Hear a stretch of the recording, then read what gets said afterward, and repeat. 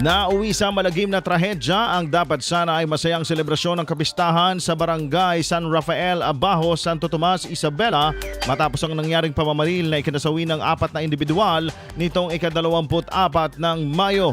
Kabilang sa pinagbabaril ng hindi pa nakikilalang mga salarin ang kapitan ng barangay Colonguan na si Jimmy Lopez Paeste Jr., Police Corporal Frederick Bautista na nakatalaga sa Santo Tomas Municipal Police Station alias Marlo, 18 anyos at alias Den na 48 anyos na kapwa residente ng Bagabag, Santo Tomas.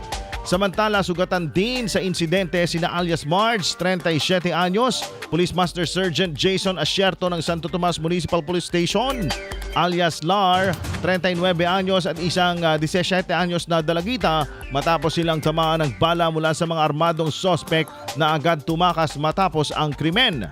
Agad na nagsagawa ng hot pursuit operation ang mga tauhan ng Santo Tomas Municipal Police Station katuwang ang iba't ibang unit ng kapulisan upang matunton ang mga salarin.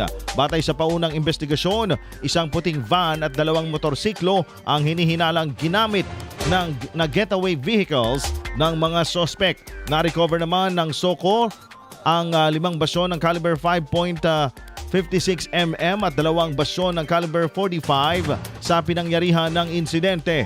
Bumuo na rin ang Special Investigation Task Force Group or Task Group, ang PRO2, upang pangunahan ang masusing investigasyon at pagtugis sa mga responsable.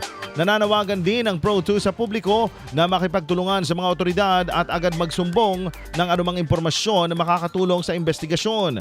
Kasabay nito, nagpahayag ang PRO2 ng pakikiramay sa mga pamilya ng mga nasawi at panalangin para sa mabilis na paggaling ng mga sugatan.